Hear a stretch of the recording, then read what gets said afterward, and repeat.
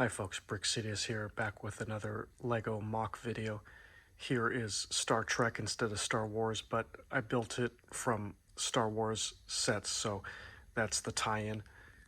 We'll start from left to right here. So this is the original series, 1960s Enterprise, and it was built from the Tantive Starship Collection set 75376, retail for $80, but you can find them like damaged box or like new bricks, but like loose bags or something like that on eBay and other places if you want to save a little money. Yeah, maybe I paid 60 instead of 80.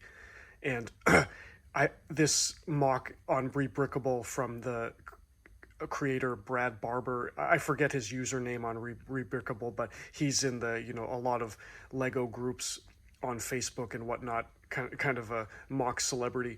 So this one, I want to say it uses maybe 90% of the bricks from the Tantive set, and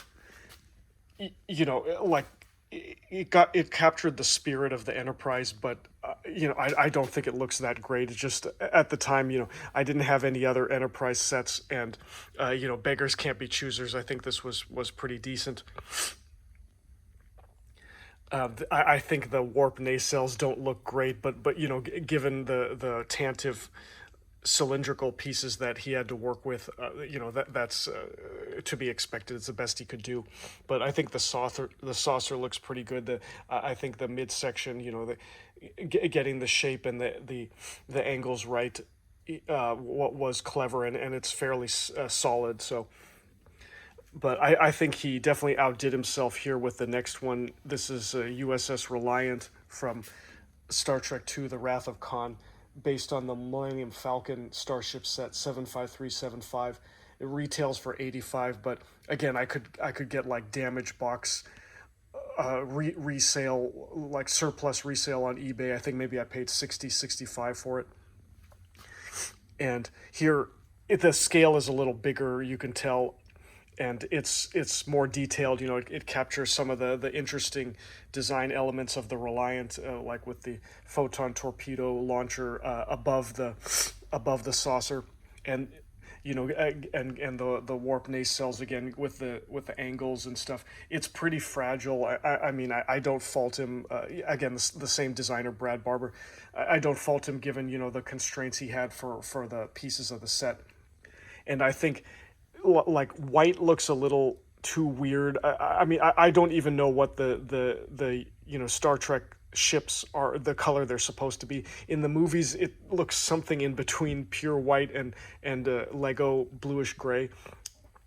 So the Reliant, I think it looks a little dark, but there's nothing in the middle, so it's kind of a pick either one. But yeah, I like like the bridge here looks good, and it's funny, like maybe you're wondering like why is this section like dark gray. This is the like in the movie, you would see the words here like USS Reliant, NCC. I don't know the ship number, like 1745 for example. So, and then the same thing here with the Enterprise. The ship name would be here in the dark section, so that's a nice touch. So, very happy with the Reliant. I think it looks great for the old school Trek fans. But I wanted the Enterprise 1701A from the Hollywood movies of the 80s and 90s. Not the original series Enterprise, kind of with like the glowing orange parts on the warp nacelles. They look a little corny to me. I always loved the Enterprise A. So I don't think the rebrickable had a lot of good mock conversions from real Lego sets, but this one is just a pure.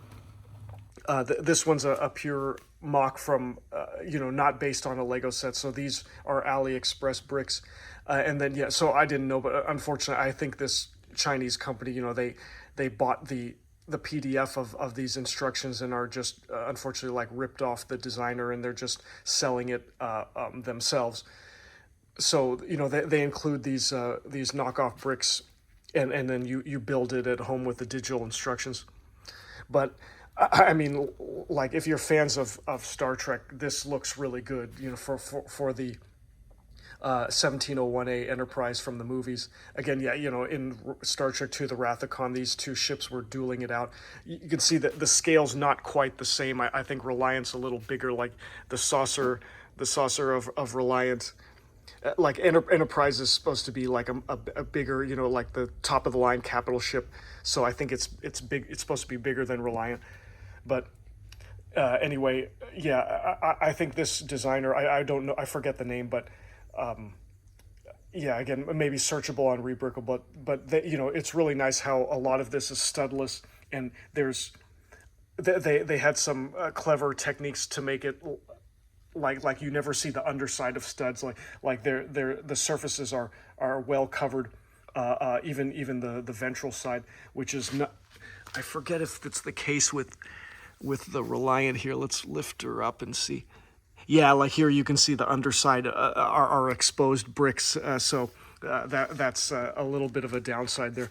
And you can see, like, yeah, the warp nacelles have tiles on, like, all around. Like, it just looks really sleek and nice. Again, they chose to use white instead of gray. I can live with that. It looks pretty nice, and maybe if the ship was in gray, it would kind of look dark, but a lot of good childhood memories of this ship. Yeah, I tried to build it from my own loose Lego at home, and I'm sure that it was pretty embarrassing what I came up with, but yeah, here just really happy to have this added to the collection.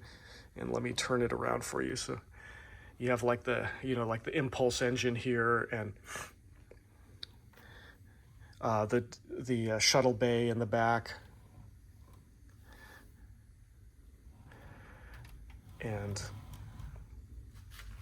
here is like the photon torpedo launcher and kind of this underside. I'm not sure what part of the ship that is. They chose a trans piece, unless I got the instructions wrong. So maybe that's some sort of observation area. And the deflector dish, the iconic deflector dish up front, of course. Yeah, here, unlike what Brad Barber did, there's no dark, stickers, actually, I can't believe I'm saying this, but maybe this set would benefit from stickers, where, like the recent Enterprise D, the official giant, Lego set that's like $500 or whatnot. But, having the Enterprise name here and maybe some other saucer details, like the phaser ports and things like that might be nice, but overall, like, yeah, I think this was maybe 600 pieces or so. Yeah, all of these ships kind of are on the order of 500, 600 pieces for the midi starship scale. But it's good, I think end to end it's about 14 inches, I want to say, so it'll fit on your desk or in a small bookcase that it's not like UCS. But yeah, again, finally this fills like a gap in my collection, and I'm really happy with it.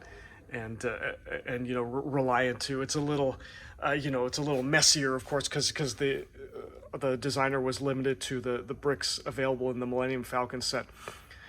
I'm sure you could, like, if folks have time, or add some more tiling here and there to make it look as sleek as this one. But overall, yeah, very happy with these, especially for the price. I think, yeah, this one AliExpress for maybe 55.